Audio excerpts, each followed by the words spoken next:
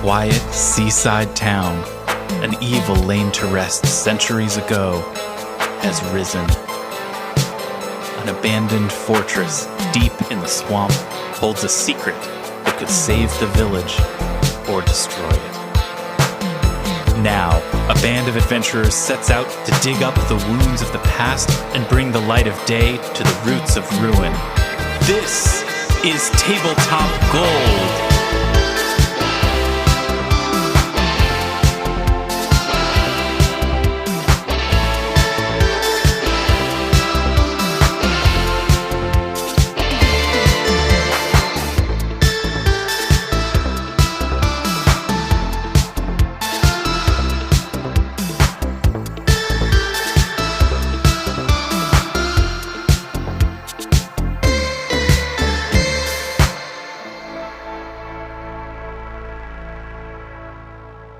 Hello, friends, and welcome to Tabletop Gold, The Roots of Ruin. My name is Lars Casteen. Welcome to another exciting edition of our podcast in which we play Pathfinder 2nd Edition. We're playing the Abomination Vaults. We're going to have a grand time tonight. Who is going to have that grand time? Well, I'll tell you. 4 people, and I'm going to introduce them one at a time. 5 people. Robin right? Lange is here. Hi. Wait, what, Zoe? Only 4 out of the 5 of us are going to have a good time tonight? Oh, you're going to reveal which of us isn't going to have a great time. No, it's me and 4 people. Oh, I thought you What's meant happening? just 4 of us would have a great time. Or is Lars Oh. already anticipating we're just going to ruin everything for him? Are you killing off AO? This is outrageous. I'm going to, yeah. Is this still practice or are we recording it? This is the Is show. this real David. life or is this David after dentist? Man. Okay. Hi, good that time. Hi, good that time, Robin. Zoe, you're here. Hi. Hi, it's me. I've been here good this time. Armet Humphreys is here. Hey, good that time. And David, the Tin Man Chernicoff, is also here. Good that time. Let's get into it. No, let's talk about something else first. Before we get into the game, and I'm pretty pumped about today. I think today's going to be a nice time. I'm really not trying to oversell it, but I'm having a nice one over here today.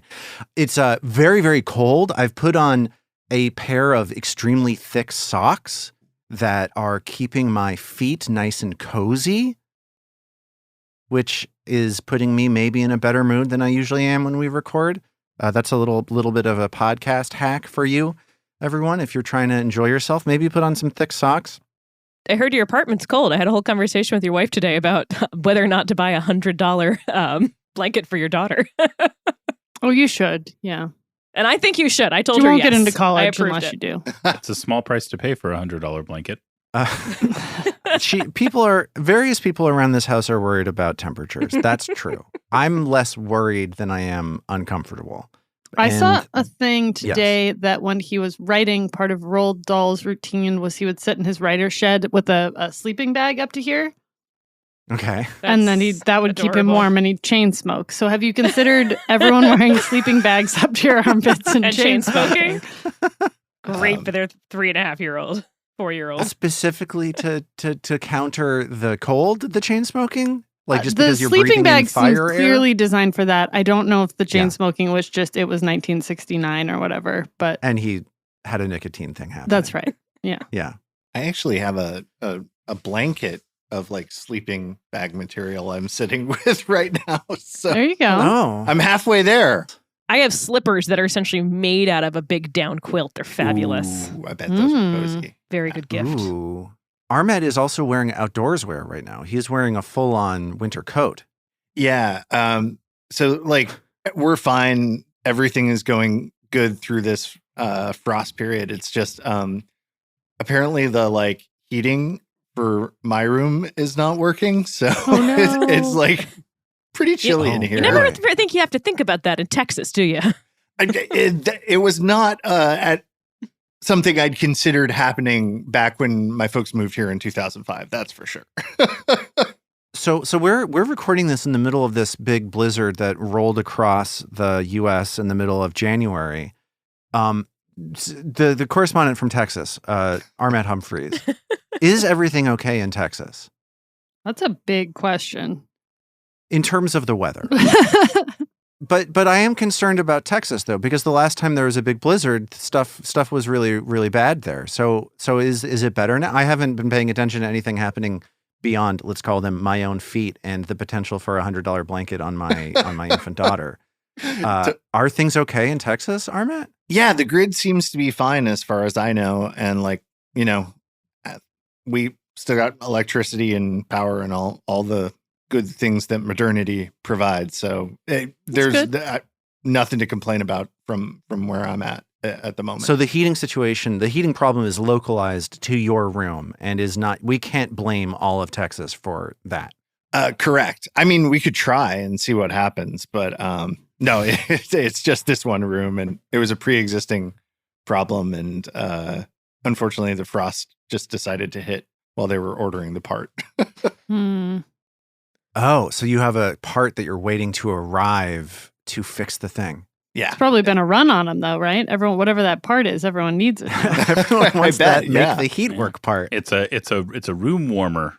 Yeah, sorry, I didn't mean to derail us. I just thought, no, funny. I'm wearing I'm equivalent of a sleeping bag, and it's very nice. I can recommend it. Here's the thing is, I don't know if this is something that happens to everybody when they become a parent. I imagine it is. Like I keep up with certain things, right? Like I still know what movies are coming out. I haven't seen as many of the current movies. I still keep up with video games and gaming stuff and that kind of thing.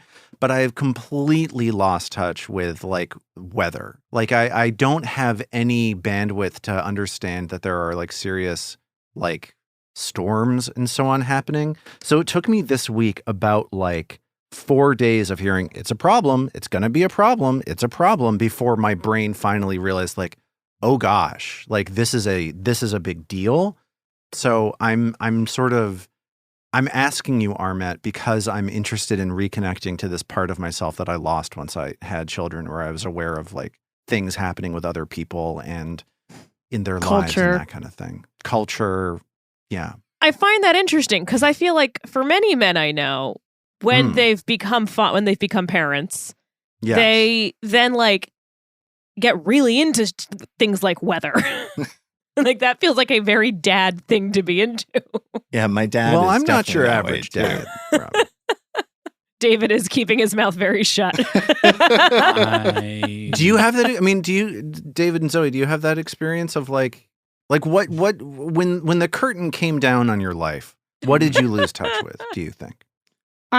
So this is conflated with COVID, which made it all weird. Like I'll never know what was 2020 being the year that it was and what was having a 1 and a little bit year old and a 3 and a little bit year old. Then I just find, I think like Chip and Dale has come up on this podcast, right? The pinnacle of culture in the last that 5 movie years.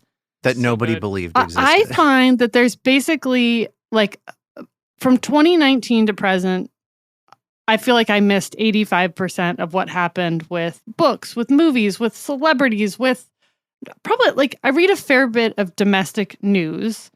So maybe not that, but with that's like work related. So like absent that, I feel like I've just missed 4 years sort of. They've got all these new celebrities now. Can I tell There's you about so some of these new many of celebrities? them. They keep So many. There's this dude Barry Keoghan or Keoghan now. I don't know we're supposed him. to know who that guy is. You do, babe. You just don't know his name. He was the guy in the Martin McDonagh movie, the last Martin McDonagh movie, The Banshee of Inisherin. Mm-hmm. The young man in that movie, the Irish actor. Oh yeah, he goes to award shows in kind of unusual clothes. Yeah. He's got a look. And you know what? Good for him, right? You need that. Yeah, in no, Hollywood these I days. like a man at an award show wearing something that's not just a bland black tux, right? Like, let's more of them. Absolutely. Yeah. There's this other guy too. I forget his name, but you got to know who he is. Famous Sean actor guy. Connery. That's the guy. That's I the am one. last one. Doesn't he go by Puffy now? Sean Puffy Connery? Sean Puffy Connery. Every breath you take, I'll be missing you. Okay. There you go.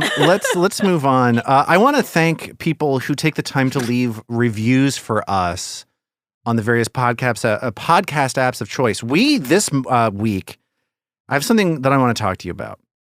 We got a message from somebody on our Discord server that this is somebody, Alice, left a bunch of reviews for our podcast all over Amazon.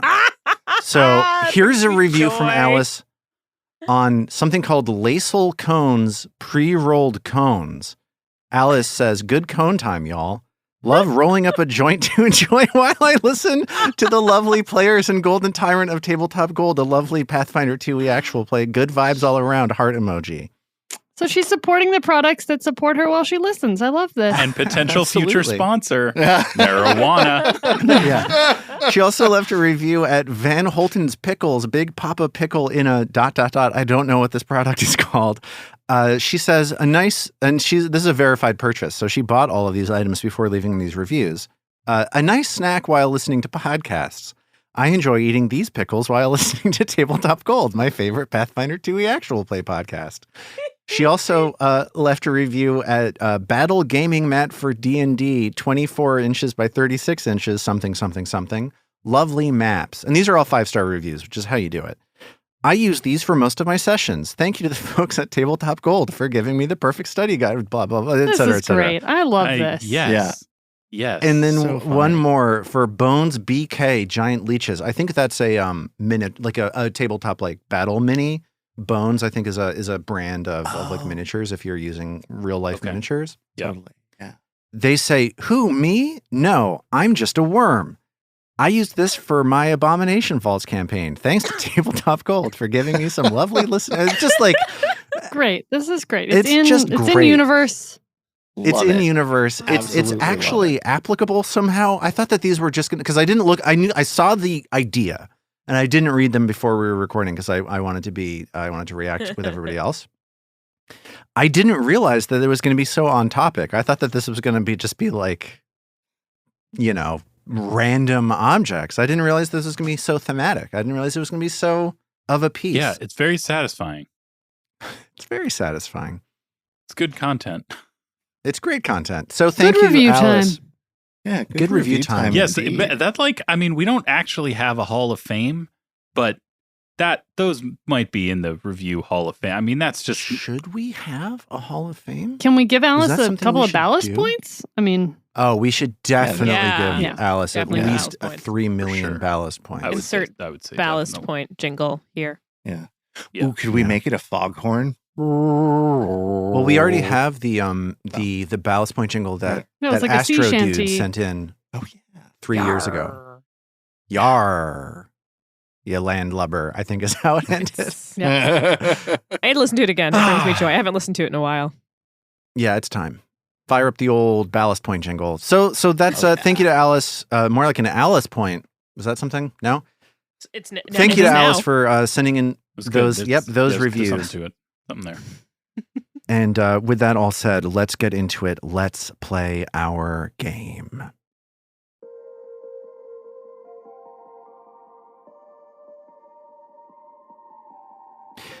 Your efforts to collect the 5 pieces of an amulet key, a key that will unlock the mysterious pentagram door that looms here on the 7th floor of the Abomination Vaults, has brought you to a particularly diabolical chamber.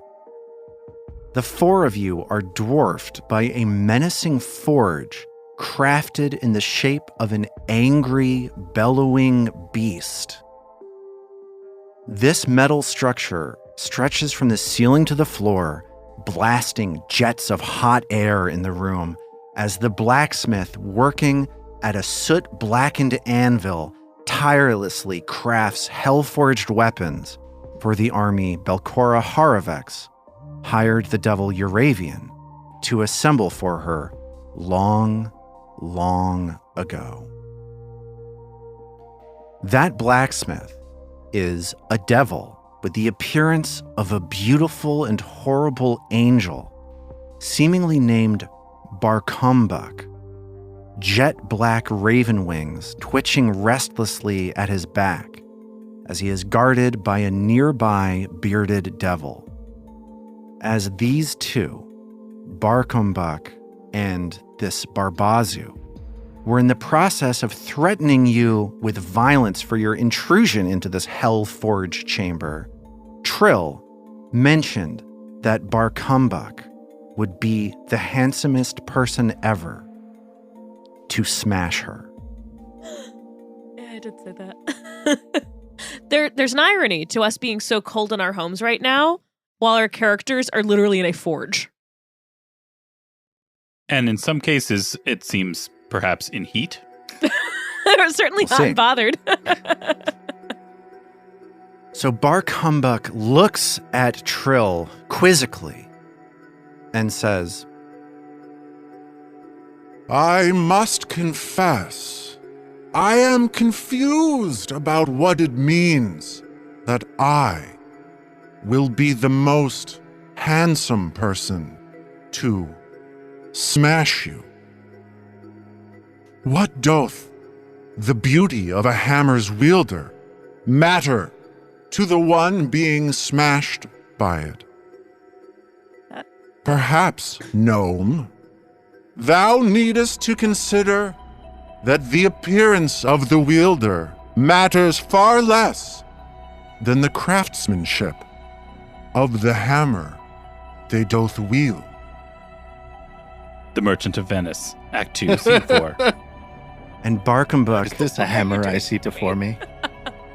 Barkumbuck sets the hammer down on the anvil and approaches Trill and places his face next to hers, and he says, Thou appearest to be in relatively good shape.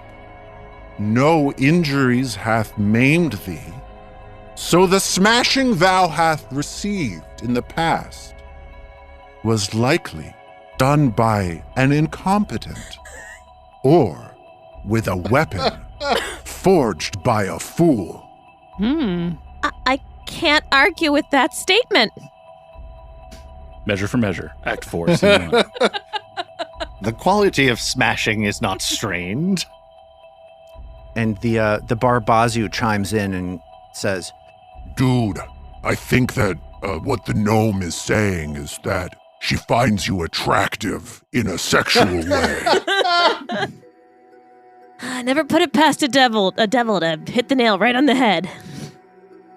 Yeah, they're in the details. I see now that thou art talking about the sexual congress that obsesses thou mortals.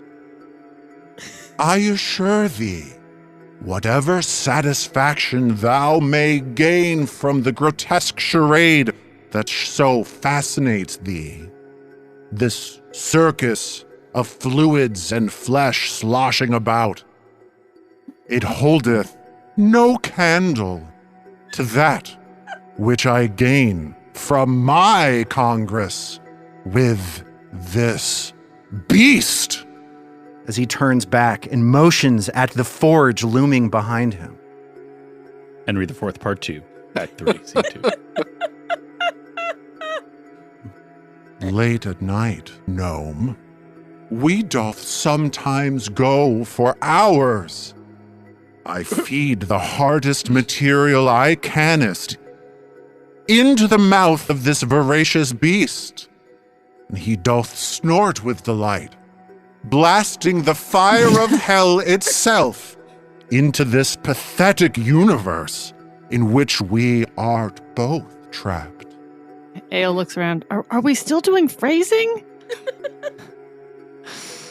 We are doing phrasing, foxwoman.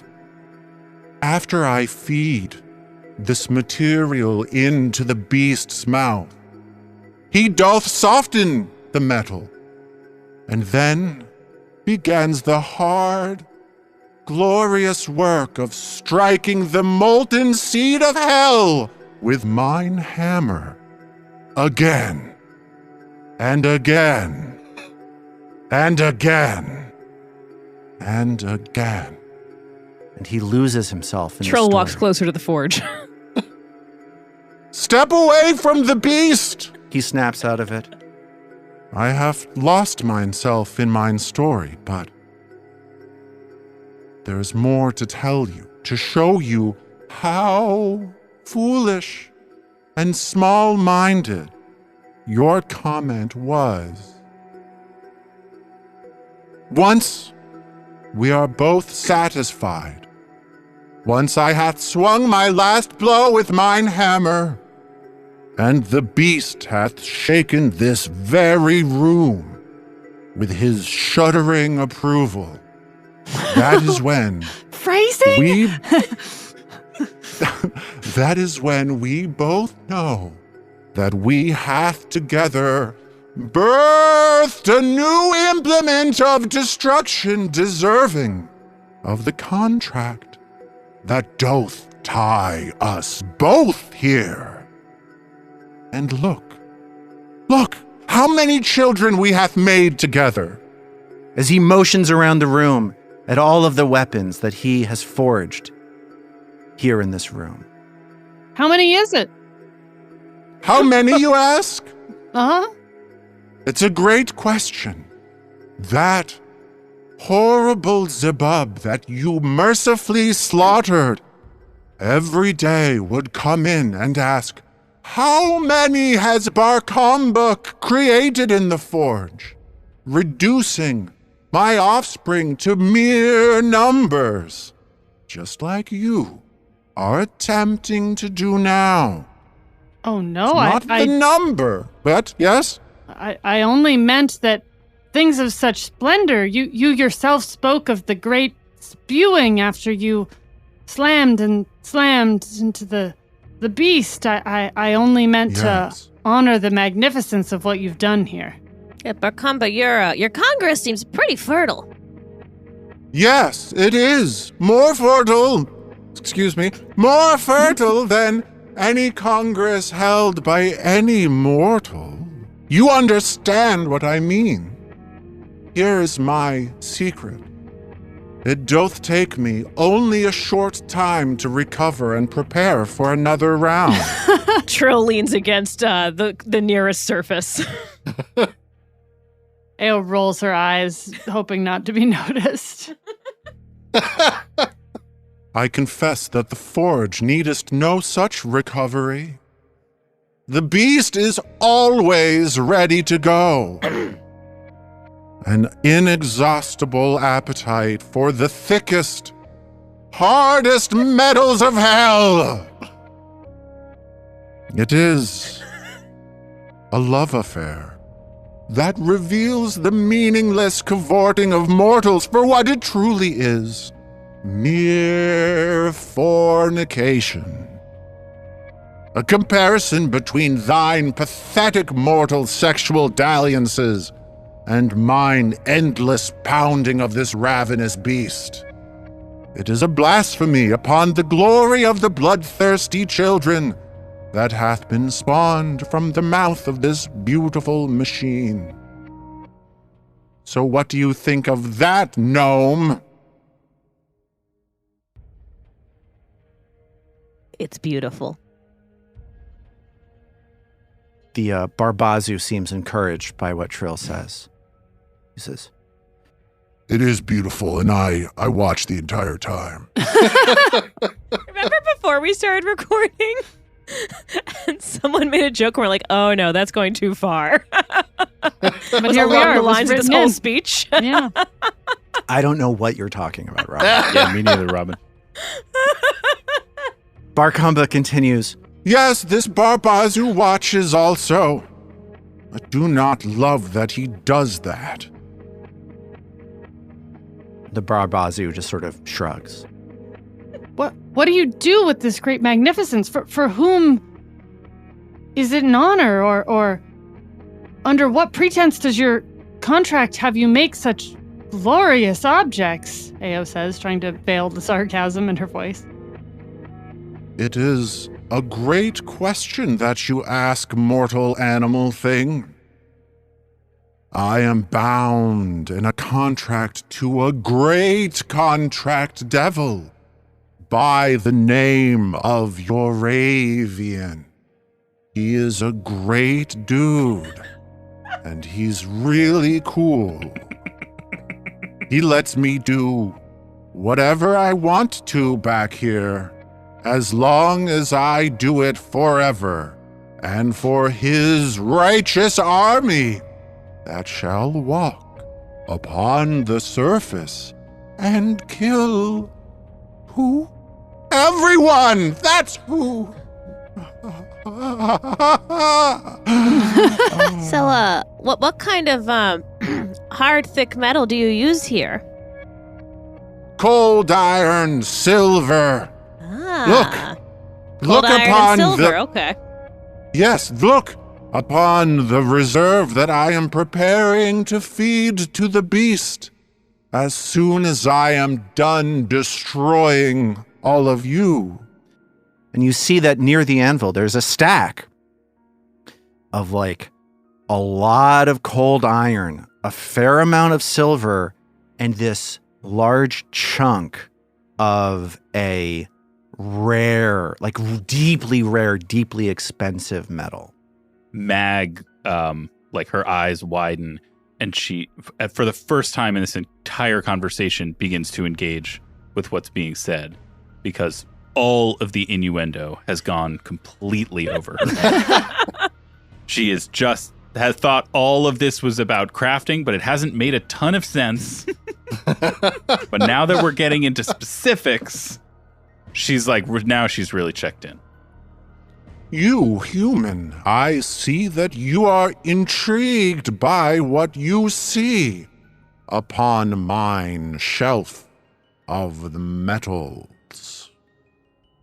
If it is what I believe it to be, then anyone with any experience smashing at a forge like this would likewise... Well, probably not at a forge like this, but continue. Well, anyone with any smashing experience then would be drawn to it. Yes, you want to smash it, don't you? Yes.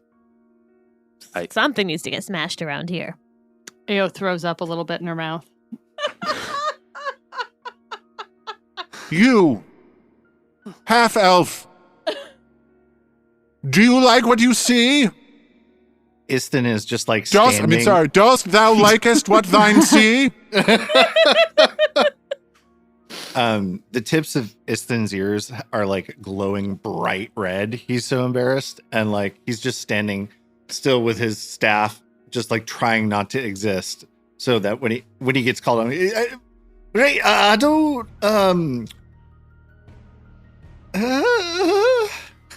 I just want to point out also, Trill is like in this moment, I haven't done it quite this much that often, but Trill is like embodying peak bard tropes, it feels like.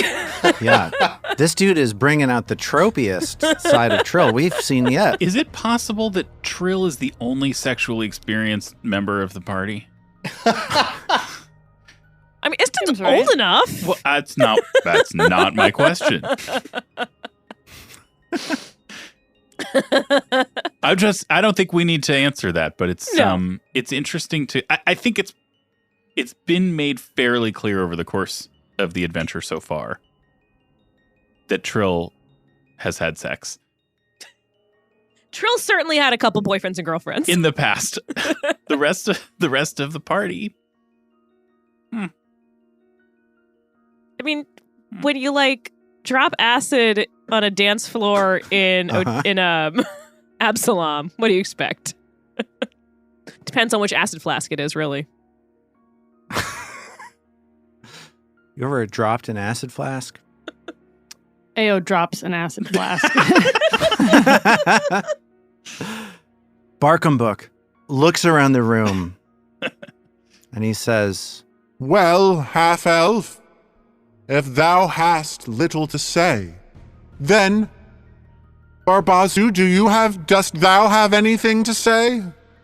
The Barbazu says, No, not really, brother. If we wanted to serve Euravian, would he take us? Would he take you? No, oh no. No contracts, no contracts. I confess that Euravian hath taken to privacy lately. He hath erected a great door with a fiendish key, and I hold one of the pieces that he entrusted to his four of his most devious lieutenants, and also to that dumb insect thing that you killed outside this room. So there's no chance for you to see Euravian because the key is mine. And sadly for thou, so art thou. Mine, that is. I hope thou hast enjoyed this encounter with You divinity. keep the key safe, right? I mean, you wouldn't just leave it lying around. You seem like a very smart devil. Thank you. I am quite smart. And it is sad for you that it is not mine smartness that stands between thee and Euravian. It is not mine smarts. It is these. And he flexes his muscles super, super big. His biceps like just pop out of his glistening olive skin. And he says, These are how thine lives will end. Likely more than thou deserve. But fate is sometimes surprising. And while he's in the middle of that, Ao takes an acid flask out and just chucks it at him. okay. Wait, that starts initiative? Hey Lars, since Trill was flirting with the devil, could I use devil lore for my initiative roll? Well, you didn't tell me that you were sizing up anything about the I mean, devil. she was sizing up something about that devil. What specifically, babe? His penis. Oh, gosh. I'll let you roll diplomacy if you'd like to roll diplomacy, but I think devil lore is a stretch in this case. I'll take diplomacy, thank you. How do we feel about deception for Ao, given the sort of vague question leading up until the acid flask? I think deception is right on the money because you're like, you encouraged him to start talking and then like, bam, threw a thing right at his face. Great. So one of you manages to see Ao reach for this acid flask and start to throw it at Barkumbuk. That person who is going first among the party is Trill with a 31 initiative, rolling diplomacy because of her flirtation with the devil. So Trill would be going first if not for the fact that Barkumbuk himself sees this move from Ao and manages to leap into action to kick off round 1. Dang. Barkumbuk sees the acid flask coming towards him and says, Well, talking is done. and his wings pop out of his back. Whoosh, these black raven wings emerge, and he flies 10 feet up in the air. And he starts casting a spell. Time has come. And that spell is going to target all 5 of you, the 4 of you and the Grothlet here in the room. So I need each of you to make this will save. Starting with Trill. How did Trill do on this save? Trill got a 25? Okay. You feel fear start to creep no. into your heart. And with a failure on that save, you become frightened 2. A 25 is a failure? Zoe, your Grothlet, how did they do? They got a 20. Timmy does Okay. not like devils. But you know what? That 20 is a failure, but the Grothlet is immune to mental effects, so this spell does nothing to them. Says Timmy. Zoe, how did Ao do? Ao is not feeling as scared. 19 on the die for a 31 total. That is a success, meaning that Ao is only frightened 1 as fear grips her heart. Armet, how did Isthan do? He did okay, 29. That's also a success. You managed to shake off some of this magical effect, but you are still frightened 1. Dang. And David, how did Mag do? How's a 15 treating everyone? Super good. So yeah, let's re-roll that. All right, now it's a 21. Does that at least bump me into regular plain old failure? Yes, it does. So Mag digs deep into her sense of heroism and is now only frightened 2. Is it out of line to ask what would have happened if I'd crit failed it? That might not be I'll something tell you can you. disclose, but I'm really curious. This has happened to you before. You recall an encounter with a wisp in the southern part of this floor where Mag started fleeing the encounter. Yeah, I do recall that. All right, cool. Well, pleased to have not have had that been it. So after Barkambuk flies up into the air, first turn of this initiative, his raven wings flapping around as he casts the spell, hammer, flame trailing behind it, twisting around in the air as he is blasting you with this mental magic. The next person to go in this round has a 31 initiative, and it is going to be either Ao or Trill. Which one of you is going to go first? Have a Trill. Yeah. So annoying. They got that fear effect out before I could what's it called? Courageous Anthem. But yeah, so for Trill's first action, through trembling fingers, trembling for a different reason now though, she's going to attempt to lingering composition Courageous Anthem. So that is a 28. And that is a success. So everybody gets 3 rounds of being inspired by Trill's Courageous Anthem. Awesome. Okay. We will rock you. Yeah, this Sing it! time I don't think it's a thing called love. Then for Trill's second action. Hey, David. That's me. I'm him. That's a me. It's a me. A David. How do you think Mag feels about? Is Mag next to me? No, Mag's not next to me. Damn it. My question is, how does Mag feel about flying? Pro. She's pro. Mag is pro. David's pro. This is one of just a tiny number of things that Mag and David have in common. But there's no way now for me to do that in this turn. But so David, let's try and make that happen for the next round. So I should use my actions on it. I mean, either way, I just need to be next to you. Trill needs to be next to Mag to make it happen. Okay. Like Trill doesn't have the actions to get over to Mag and touch her. Because I have 2 actions left, and most spells are 2 actions. So, Okey-doke. for Trill's other 2 actions then, Trill will recall knowledge, I guess, for her next action. Great. Give me a devil lore check. Give it to me Yeah, blind. using that devil lore to kind of figure out what this guy, maybe what he's weak to or what he's immune to. Okay. So let's go ahead and use... So which one of Where's those my two do you want to devil know? Do you want to know about weaknesses or immunities? Let's do what it's weak to. Okay. Let's So, start there. Let's get that blind devil lore check, please. So that was a 29 for devil lore. Okay. Or was that supposed to be blind? It's That was fine. supposed to be Who blind? cares? So, Sorry, I should here's have been blind. Do you want me to reroll? no, it's fine.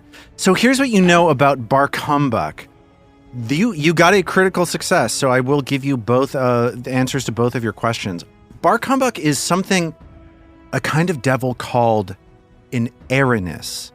This is a devil that is known for exacting vengeance and justice for crimes. They torture and punish their victims in ironic fashions before killing them. It seems that Barkambuk, however, has turned his duties towards being a blacksmith, though. You know that Aaron and Araignées are weak to holy damage and are immune to fire damage. That is good to know. And that's what you know. For Istin.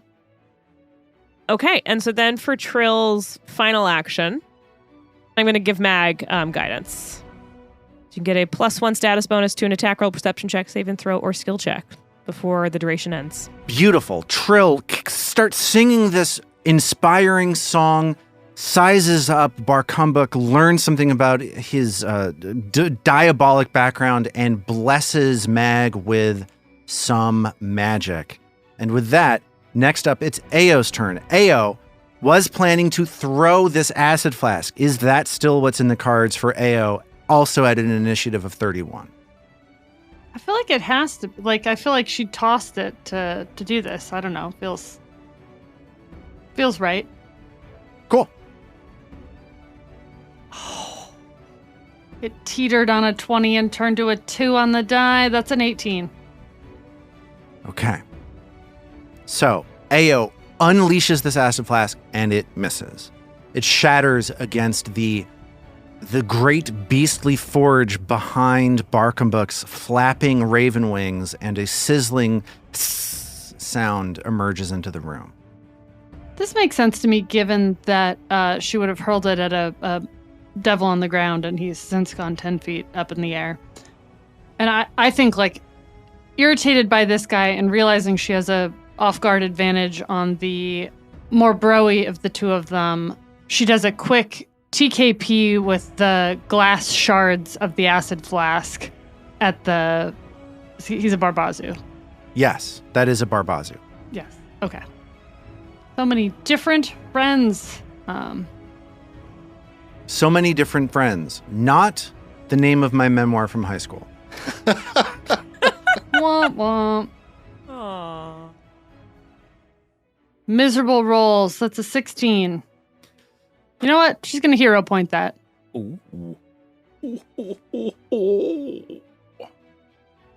That's a 21. Okay. That 21 hits the Barbazu.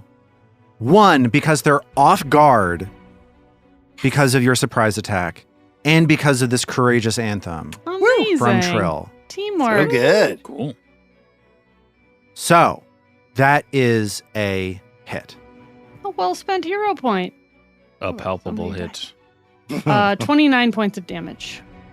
And you see that the Barbazu resists some of that damage, but is very badly injured by these shards of flask flying straight at him. That's how you take acid, she says to him.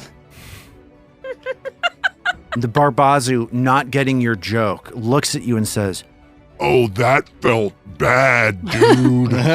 and the Barbazu, with a initiative of 28, swings forward with their glaive at Ao, trying to cut her with a infernal wound. That is a 20 to hit. That's going to miss. The Barbazu says, Hold still, brother. and tries that one more time, swinging once more with the glaive. Same roll, a 20 to hit. Ao says at him. It's very loud. And the Barbazu at this point sees that Barkumbuk is under attack. The smart thing to do would be to back up and to try to put some distance, but they're not going to do that. So instead, they just scream, Oh, damn it. and just like wildly strike out with a claw at Ao. And that is a 10 to hit this time. That does not hit. And as these 3 strikes miss Ao, the Barbazu's turn is done, and with an initiative count of 18, it is now Zoe's Grothlit's turn. Tim, I Is it believe he's Tim? called. Timmy, Some for those call of us him who Tim. have known him for the last 45 minutes of his soon to be abbreviated life. We gotta do something about that before this runs out. Yeah. I just want to say, I'm tired of rolling for Piteous Moan, so I'm just not doing it. Is that okay with everybody? That's awesome. I think Do you want me to roll for the bad guys? I'm just tired of rolling for good guys on Piteous Moan. I think it's boring. I just don't want to do it. Is that okay? And I like the idea that 45 minutes in, maybe Ao has somehow like gotten into his mind so that he's not doing it automatically. Okay. feels I right like to me. that. The Barbazu saved from Piteous Moan, and Barkumbuk is going to save as well, unless he rolls a 1. He doesn't. So both of them are immune to Piteous Moan. We don't need to worry about Piteous Moan. Great. Please. What's the hunky guy's name? Babako? Babako is what he's to his friends. His name to you though is Barkumbuk. Barkumbuk. How between the 10 feet up and Timmy, is he 15 feet away or 20? What's the hypotenuse here? I think he's 20 from Tim, but Tim could move up and get within 15, I think, pretty easily. Okay. Timmy shuffles up sort of between the Barbazu and Babaku, looks up at Hunky McMedelson, and throws up straight up in the air at him. Okay. As he does that, the Barbazu sees that Timmy has dropped his guard and is going to do an attack of opportunity.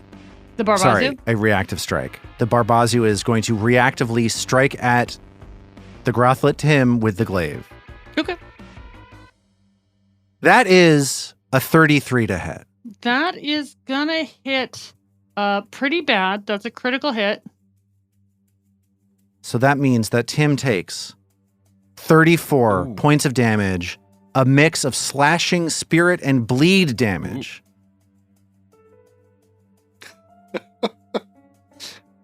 So he's gone. He's an ex-Tim. Seems like it. R.I.P. He's pining for the Fleshwarped Fjords. However, Zoe, Easy Tim, easy go. Yeah. as Tim starts to spew and the Barbazu cuts him down, Tim explodes in a 30-foot emanation, Sure. Oh no. Oh no. meaning that everybody needs to make a fortitude save. Our little blessing. Phil's favorite. Disgusting. Oh, that's sad. It's making me do a fortitude save for Tim, too. But he doesn't need it. He's dead. He simply does not need it. Let's go down the line. Mag, how did Mag do for this fortitude It's a save? 28. That's a critical success because of your good saves. How did Isthin do? 1 on the die. That means that Isthin's going to take double this number, 7. Isthin is going to take 14 points of acid damage as the spew gets all over him, and Isthin is now sickened 2. Okay. Let's keep going down the line. How did Trill do? Not my best roll, a 15. Okay, Trill, you're going to take just the regular damage, 7 points of damage, and you are now sickened 1. Cool. How did Ao do? 13 for AO. Another failure, so 7 points of acid damage and sickened 1. Woof! Timmy. If anybody's worried about Barkumbuk, he hit the save on the head. He got a 19, so he is fine. However, the Barbazu fails, Ooh. taking 7 points of acid damage and becoming sickened 1. As Tim, the Grothlet, shudders and explodes, and everyone gets coated with Zoe's friends' juices. Maybe we don't bring horrible flesh-warped monsters along with us next time? Just a soft pitch. Yeah, I've suggested that one before. Good luck. He was family, AO says. Next is Isthin, as the Grothlet Tim gets cut down with a initiative of 16, not having a great sense of what's happening. He is frightened. He is sickened. It is bad. This is, totally messing up what I was going to do with my turn here. I'm going to retch, make that fortitude save. Okay, the DC on this fortitude save is going to be a 19. All right, let's see how I do. 24. Okay, that's a success. You're down to sickened 1. All right, I'm going to do the same thing again because I'm already frightened. And 21. Another success. Isthin no longer sickened. Cool. And then here's a question. I'm adjacent to him. Can I hit him 10 feet up with my reach? Yes, you can with your Okay. with the reach of your staff. Absolutely, you can Okay, awesome. swat at his dangling feet as his raven wings keep him up in the air. Come back here. I'll knock your ankles off. You wouldn't. I mean, You wouldn't dare. Oh, man. Rough day for Isthin's rolls. 2 on the die for an 18 to hit. that misses. Kind of figured So. that. That's his turn. Real winner. Isthin, coated with Grothla juice, retches repeatedly, tries to swing at this fallen angel flapping above him in front of the Hellforge. And as that happens, last in the order with an initiative of 13, it's Mag's turn. Hey, Mag, over here. Mag is frightened too. This situation quickly spiraled out of control. And Mag is shaken by the mental magic of the Aranus of the Aranus. Don't even, okay, bar comeback. Aranese?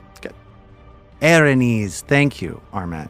Yes, I think we can all agree that she is shaken by Bar Cumbuk, but as witnessed by her response to the innuendo-laden introduction to the scene, not stirred by him. David, I'm going to give you a hero point for that. Thank you. Yeah, that feels right.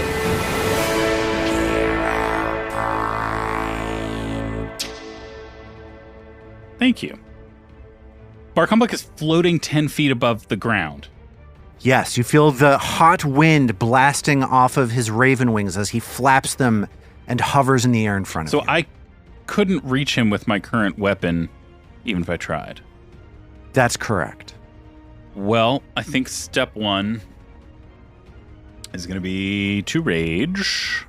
Glasses are on. Yes. Red rage. Red rage.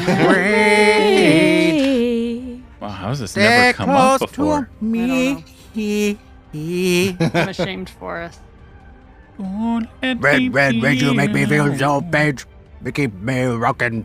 Remember that part of that song where the guy Yeah. raps? Yep. It's a beautiful song. It is a beautiful song. When I was like 8 years old, I had that UB40 record on vinyl, and I used to just stand in my living room and play that version of Red Red Wine over and over and over again. I loved it so much as a kid.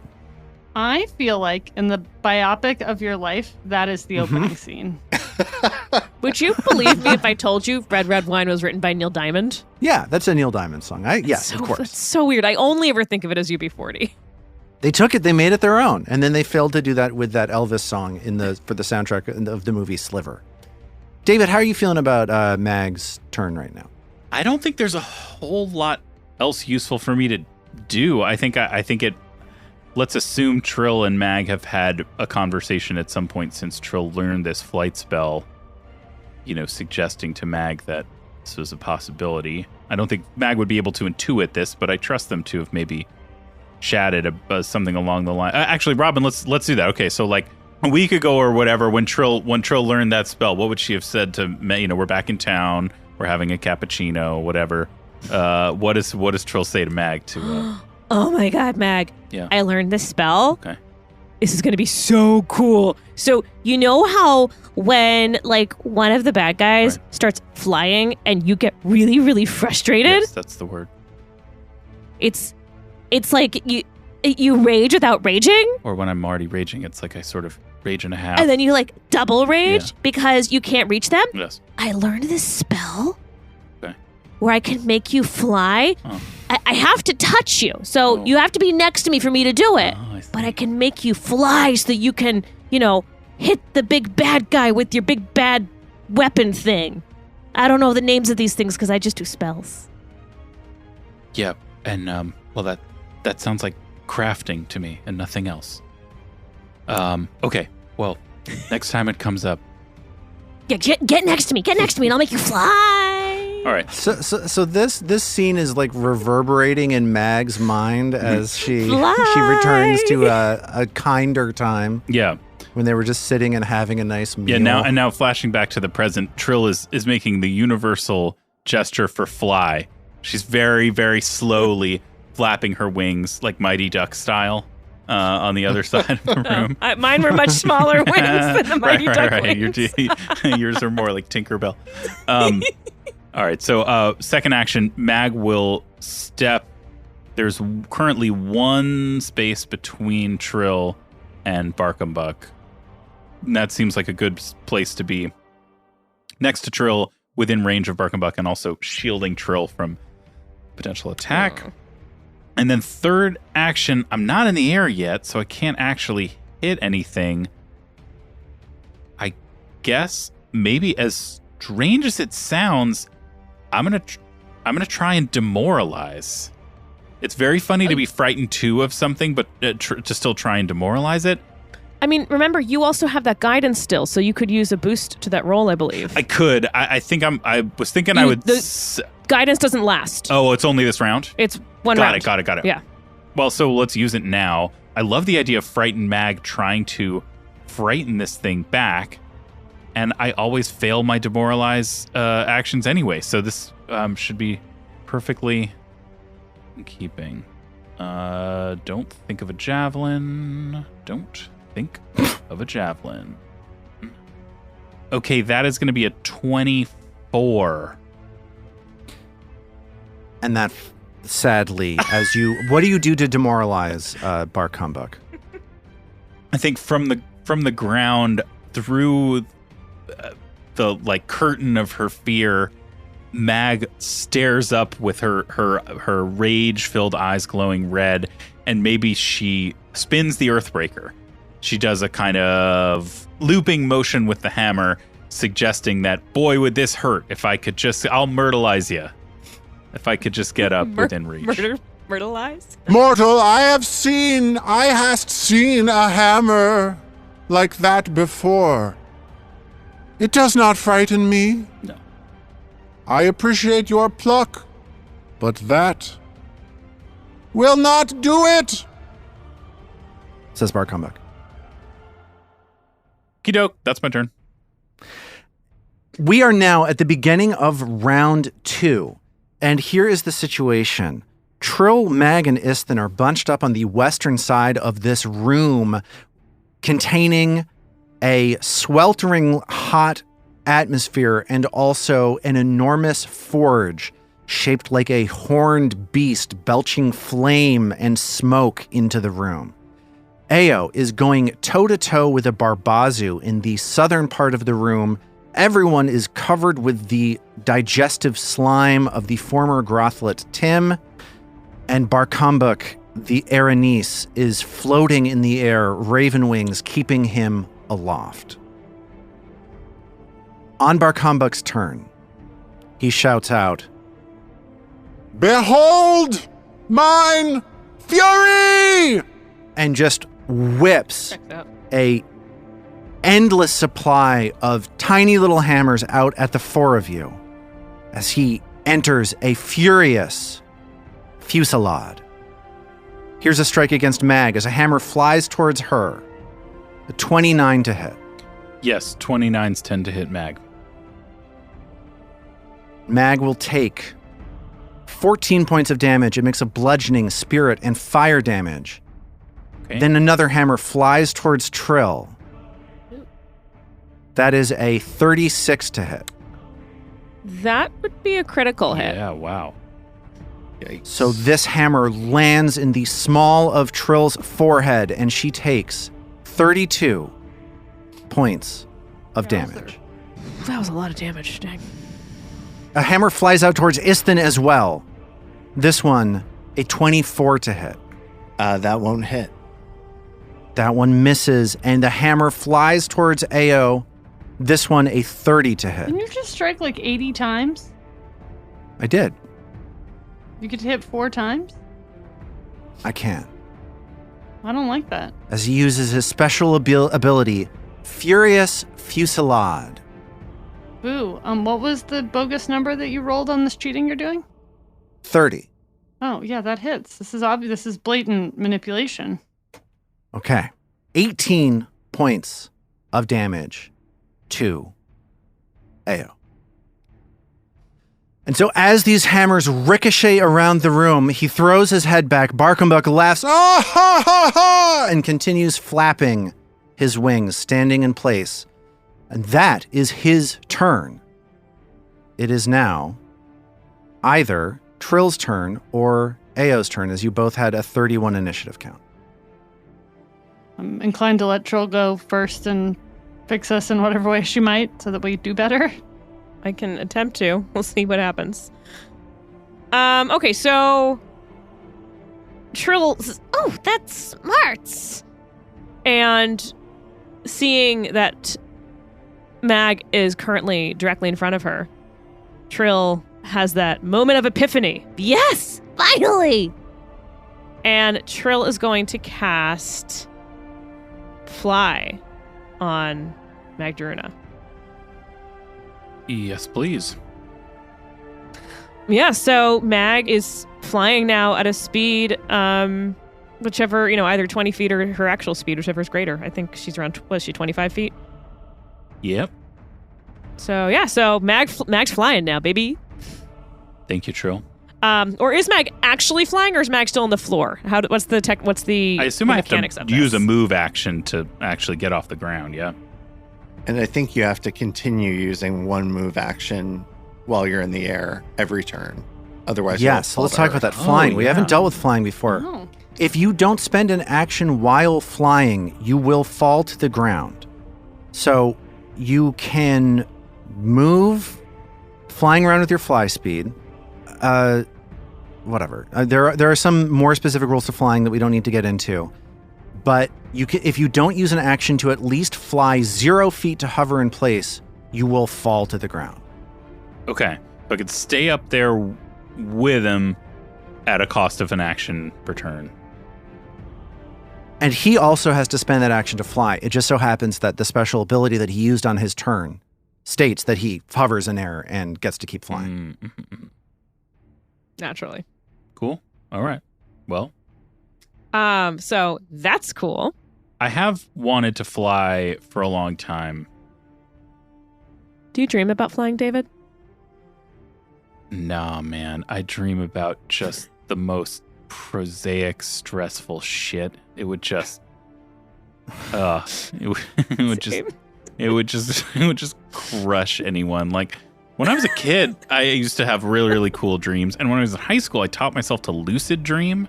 And I did cool. stuff really? Yeah, and I did stuff which I have to say I can't recommend because then I couldn't stop and I wasn't getting any rest.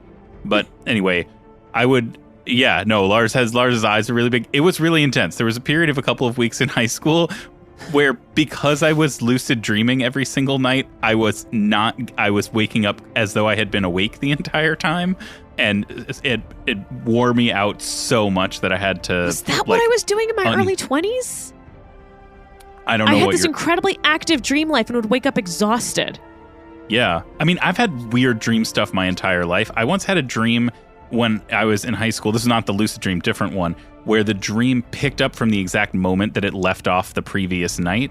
Every single night for like 10 days straight, which if you think about it, That is could be also, good, that could be awful. It's awful because it's what being awake is like. So Yeah. it just means that after a certain number of days, you have two narratives going on that just alternate. It was incredibly destabilizing. Well, Mag's flying now. Oh, So okay, for yes. Trill's last action, Trill's going to cast Shield on herself because she's hurting. Okay. So Trill blesses Mag with the magic of flight and shields herself from damage, and it is now Ao's turn. Ao, face to face with a Barbazu. Ao, sickened, but still inspired by Trill's courageous anthem. What will Ao do? So we've learned that Barbazu has an attack of opportunity. Yes, but you've also learned that he has used that attack of opportunity. Oh, that's true. He has used it now, huh? But I don't have any off-guard advantage on him because I'm not flanking, etc. That's correct. I'd rather have one, though. Can we think of a way that could be true? Sure, you could try to hide from him. You could try to distract him with a diversion. You could feint at him and try to strike him with your kukri. Maybe I get that kukri out and I feint on this beezy. Let's do it. Well, here's the good news. You can draw that kukri without him hitting you because he's already used his reactive strike. So that's good. Yeah, and then I got it. Otherwise, he would have tried to take advantage of that. I've got a perfectly good kukri for basically for free. It's great for stabbing. So right. Ao does that. She does a quickle... Oh, broken glass on the ground. Tippy-toe dance to feint. For a feint. For a feint. I love it. Let's get that feint check. This is a deception versus the Barbazu's perception DC. It's a 25. 25 will succeed. Ooh. So you fake like you're going to move one way. You talk about the stuff on the ground. He's like, what, brother? And then you are able to follow up with him totally off guard to you. And then we're going to stabby McStabberson. With the bloodletting kukri. Oh. That was a 1. I'm going to re-roll that. I'm re-rolling it. I got another. I had 3 hero points. I feel blessed. I'm spending it. That is a much better roll, which is a 19. It's like practically the opposite of a 1. Woohoo! What did you roll? 19 on the die for a 35 total. And that 35 is a critical hit. The Barbazu looks, Wait, what's going on? and you slice forward with the bloodletting kukri, landing a critical hit. So let's get critical damage. I said, Stabby McStabberson. Ao says, rolling 46 points of damage. Of the Otari McStabberson? It's like a little tiny switchblade, right? That might be the best hero point, like just from the biggest turnaround for one hero point. Yeah. I'm just looking at all of the different effects that like add to that roll. Is he going to die on me and I don't even get my persistent bleed? Because that would be rude. Yeah, so the bloodletting kukri does persistent bleed damage. That's not going to matter because he has 29 hit points left. So you cut him all the way down, but you do recover 1d8 temporary hit points for a me. minute. Awesome. So I'm going to roll those 1d8 for you if you don't mind. I don't. Oh, that's a d8, an 8 on that d8. So that's 3 actions for Ao. She draws the kukri, feints towards the Barbazu, and then just slices him, arterial spray going all over the room, as Barkumbuk says, Yes, I foresaw this. That guy was so annoying. as you cut the Barbazu down. It is now Isthin's turn. Isthin, 6 seconds ago, was frightened, was sickened. He had hero points. Now, neither of those things is true. What, Armat, will Isthin do on his turn? I think he's going to raise his staff in the air and wave it around like he does in fact care to cast the spell Slow on You bastard. Well done, sir. Why would you do that? You know how I feel about this spell. Well, I occasionally enjoy getting your goat, you know? I think he's My really goat. sorry, Lars, if that helps. Okay. Sounds. He does seem quite he seems contrite. really contrite. Yeah. All right, let's so what do I have to do for slow? DC 23 fortitude save, please. Okay. I roll a 17 on the die. 35. Yikes. Critical success. The target is unaffected. You use your magic to try to slow warp time around Barkumbuk. And Barkumbuk looks down and shakes his head and says, The glory of hell will not be slowed by thine pathetic mortal magic. He looks back towards the beast and says, I will get back to you sooner than expected. And Istin will just, without missing a beat, say, well, yeah, well, we'll see about that.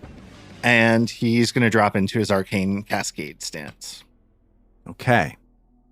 Istin drops into a magical stance and is now going to apply a little bit of extra damage on future strikes. And with that, it is Magdaruna Lacewing Skullcrusher's turn. She can fly. What will she do with this new power?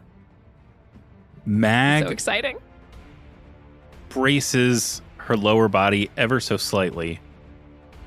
And she doesn't quite crouch, but she bends slightly at the knees and pushes off from the ground. And I imagine that it's like sort of like when somebody turns on one of those jetpack things that they have that are like the real jetpacks that exist now, where the takeoff is like a little unsteady at first because the person who's using it needs to figure out exactly what the angle is and like how much thrust and stuff. So there's a sort of like a little kind of like jolt off the ground and like a slight wobble, maybe like a list to one side, and then she kind of like then she's got it, It's like She's a light. That's She's amazing. a light. it's not intuitive, Amazing. but it then okay, and she's athletic enough to kind of figure out how to get her bearings and how to use her body to kind of channel and direct this magical force. So I guess she hovers up to 10 feet because that's where Barkham Buck is. And once she reaches 10 feet, she dips a shoulder down slightly and goes into a spin and a whirl and a twirl and uses the momentum from that to make a strike with the Earthbreaker.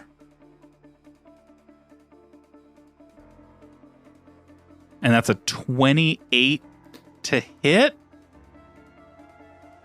That hits. Okay. So satisfying. It really is. The Frightened was reduced one. She's up in the air. Courageous Anthem is still going. Okay, just enough Whew. to do some damage. And that damage is 27 points of bludge. So not every single point of that 27 goes through, but a good chunk of it does. And Bar Kumbuk, as he gets slammed by Mag's Earthbreaker, shouts out, Face my retribution! and throws his hands back to cast a spell. Okay. Wait, he gets He gets to do reactive his strike reaction? with spells? This is such hot garbage, man. This is a really But he is powerful- moving, he's taking a manipulate action. Well, am I allowed to react on my own turn? Is that how that works? Sure are. You react his Yes. reaction. Oh, dude, I had no idea that was an option. I thought it had to be not your turn to use your reaction. No, you just gain a reaction at the beginning of your turn. Was it going to have a map? No, I don't think Reactive Strike has a map. Okay. Well, I don't know, maybe. Let me look this up. because I don't want to do it if it's going to have a map because it's in the middle of my turn, This strike doesn't count towards your multiple attack penalty, and your multiple attack penalty doesn't apply to this strike according to the rules for attack of opportunity on the Archives of Nothing. And here's the second attack roll. That's a 27 to hit. So if you had critically hit here, which you did not, and you only hit because of Trill's Courageous Anthem, Oh. you would have interrupted the spell. Oh. So I'm going to do the spell first, and Yeah. we'll resolve Mag's damage, Cool. okay? So he shouts out like, face my retribution, starts casting a spell, gets slammed. He holds on tight with his arm and pushes Mag's hammer away as this crunching sound starts breaking the bones in his arm. But he still manages to cast this spell, and you start taking mental damage equal to half of the triggering damage, which was 27. In order to modify this damage, I need you to make a fortitude save, which I cannot put into chat. So I just need you to make that fortitude save. Okay. This all is pretty wild right now. lot happening up in the air. That's a 35 on my fort save. 35 on fort save is a success, which because of your cool fortitude save stuff gets from rounded your up. class, it gets ramped up to a critical success. So you take no damage as his divine retribution does nothing to you. Oh, yeah. Go ahead and roll the damage from your reactive strike. You know, Lars, This is some days great. it does feel like divine retribution does nothing to me. Damage is, that's a hefty damage roll. That's 31 damage on the reactive strike. And again, you feel the Earthbreaker digging into Barkumbuk's arm. It doesn't all go through. He resists some of it with his diabolic nature. And Mag has one more action. She sure does. So Mag knows that this, I guess it's just got to be another strike, because I was thinking about like grabbing and stuff, but like, forget it. It's too cool up there.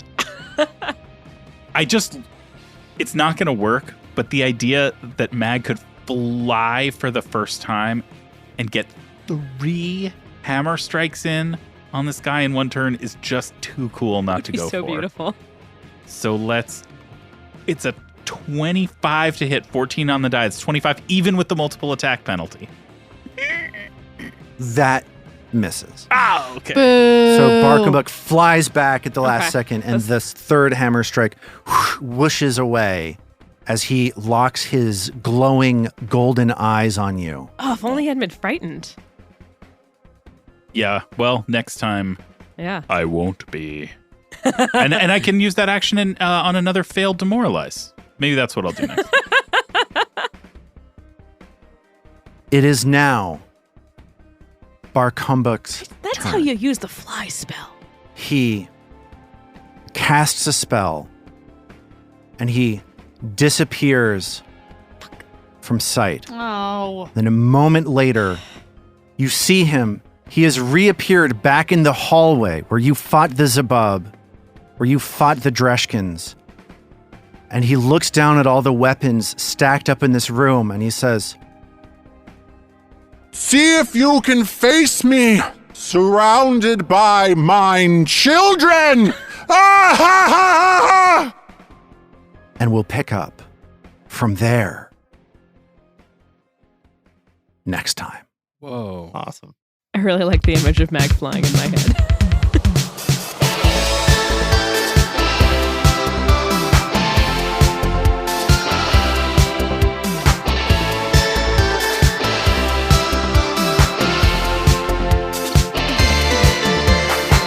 Roots of Ruin is a Tabletop Gold production produced under the Paizo Incorporated Community Use Policy, using trademarks and copyrights owned by Paizo that are covered under that policy.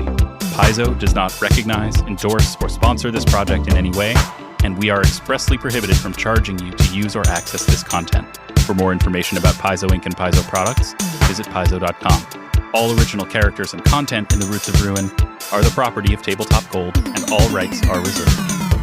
We at Tabletop Gold would love to hear from you. On our website, tabletopgold.com, you can learn more about us and our shows, pick up great merch, and connect to the best online community in all of podcasting. Thanks for listening.